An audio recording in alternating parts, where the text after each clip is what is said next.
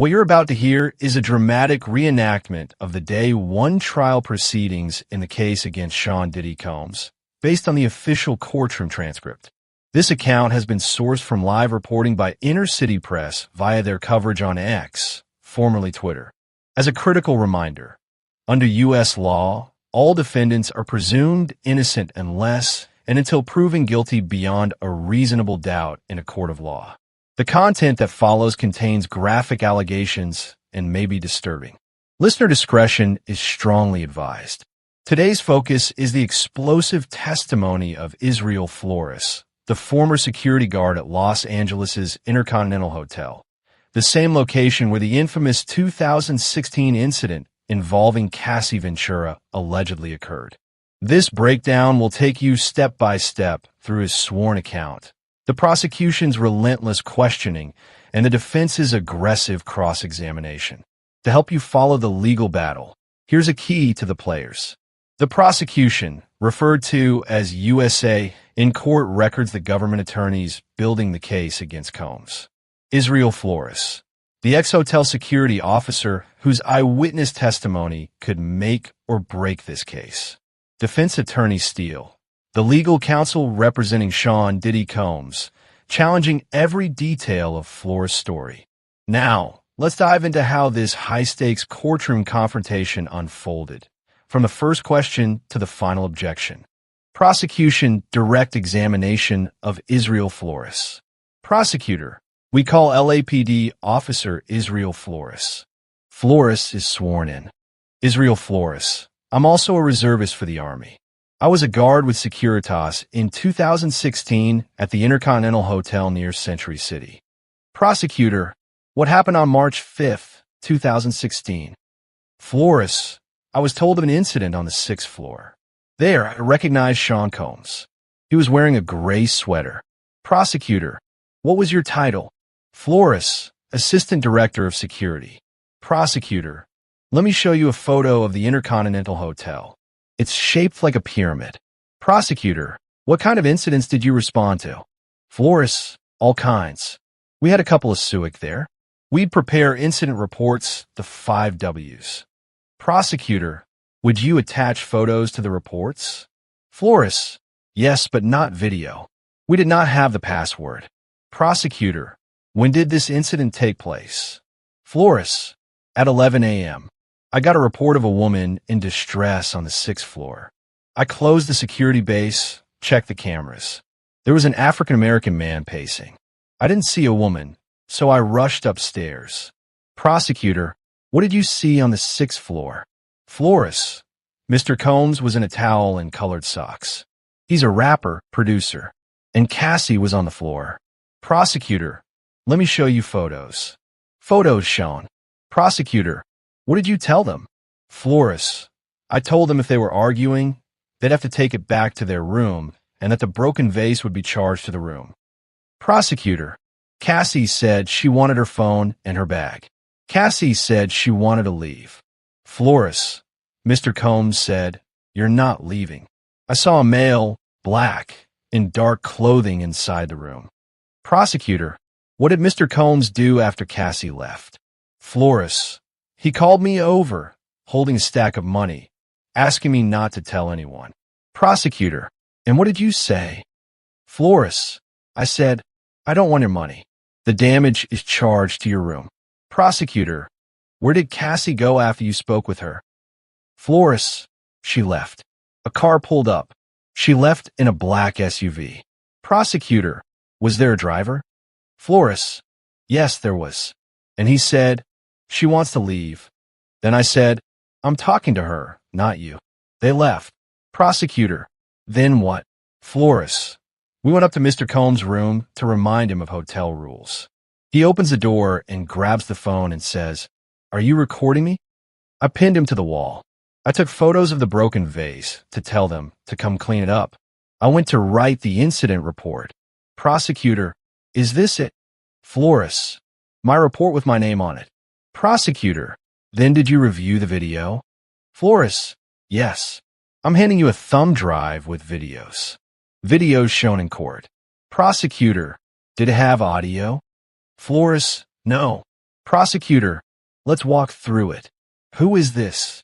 Flores, Cassie. Prosecutor, and this? Flores, Mr. Combs. Prosecutor, what's happening here? Flores, she picked up the wall phone. Prosecutor, what did you find when you got there? Flores, the broken vase. Prosecutor, what is at the end of this video? Flores, me coming out of the elevator. Prosecutor, let's pull up the incident report again. Flores, here. We reminded him that the checkout time was approaching.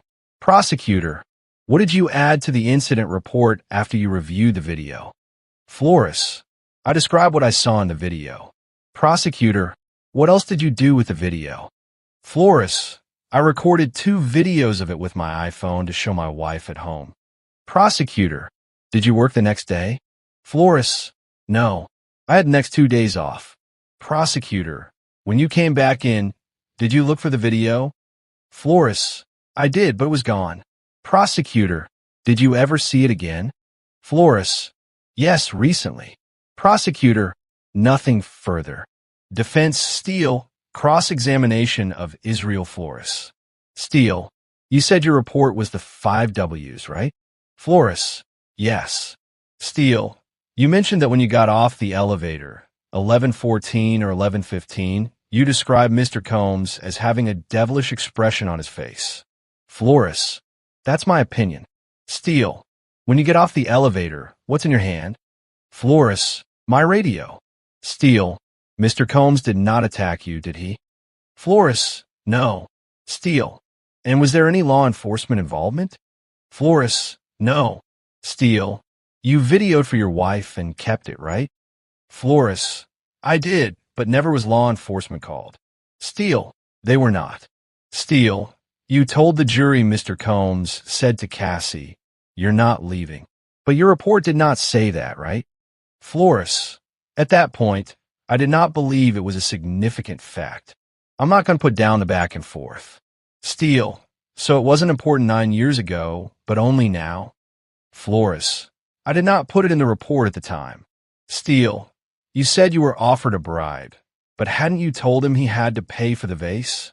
Flores, yes. Steele, the gentleman you say you saw in the room, you described to the jury things not in your report. He didn't engage. Why didn't you ask him his name? Flores, he wasn't talking to no one. Steele, did you tell anyone at the time? Flores, no. Steele, and the 7-foot driver, do you know who it was? Flores, I don't know, but Cassie knew him. Steele, you didn't put in your report that you offered to call law enforcement, but she refused. Why not? Flores, she said no, so there was no reason to include it. Steele, you said you put Mr. Combs against the wall. That's aggressive, isn't it? Flores, it could be, but I only put my forearm against his chest. Steele, but you didn't put that in your report. Flores, you're asking me to have put more detail in my report. Steele, do you remember the layout? Flores, no, just a corner room. Steele, was it a normal hotel room like I would stay in, just one room, or it did have a living room? Flores, I don't know. Steele, now, as for the third party, you said he was on a bed. It was a pull-out. Flores, yes. Steele, you were in the hospitality business as well as security, right? Flores, yes. Steele, it was clear to you that Mr. Combs wanted to pay for the damage, right? Prosecutor, objection, calls for speculation. Judge sustained. Ask in a different way. Steele, it could be embarrassing for a guest. Prosecutor, objection. Judge sustained. One moment. Steele, nothing further. Prosecution, prosecutor, redirect examination. Prosecutor, did you typically include every single detail in a report? Flores, no. Prosecutor, did he seem drunk or high? Flores, no. Prosecutor, when he offered you money, what did he say? Flores, that he didn't want anyone to know about it, pretty much. Prosecutor, which way was Mr. Combs dragging Cassie? Flores, back toward the room. Prosecutor, nothing further. Here's what matters most. This case isn't about a hotel room in 2016. It's about whether power money and fame can rewrite history. And with 2 more whistleblowers set to testify next week, the truth might finally break through. Want to be here when it happens? Hit subscribe and turn on notifications. The hotel security guard just dropped this nuclear fact in court. The surveillance system required 2 passwords to delete footage, and only 3 people in the entire company had access. Internal hotel memos reveal the surveillance system had tiered access. Front desk staff could view footage, managers could save clips, but deletion required both the GM's password and the security director's keycard. This wasn't some accidental deletion. This was a surgical erase. Within a month of the incident, Securitas replaced the entire hotel security team. Not just Flores, every single guard. The official reason? Contract restructuring. The real cost? $2.3 million in undisclosed payments. Federal agents didn't just take Diddy's phones. They imaged every cloud backup, every external drive, even gaming consoles that might store messages. Why? Because deleted files often leave metadata trails, and the feds have tools the LAPD doesn't. Prosecutors are reportedly investigating if Diddy's team engaged in a pattern of witness tampering. This hotel incident, just one alleged example. Sources say they're reviewing NDAs, payoffs, and even private jet logs to prove coordination. Here's how the scheme allegedly worked. Diddy never directly ordered deletions. Instead, sources claim he'd ask, "Are we good?" A coded phrase that triggered underlings to handle evidence. Let's be clear, this isn't just about Cassie anymore. This is about systems of control, who enabled them, who funded them, and who's finally talking. And with the feds circling, the real question is, who's flipping next?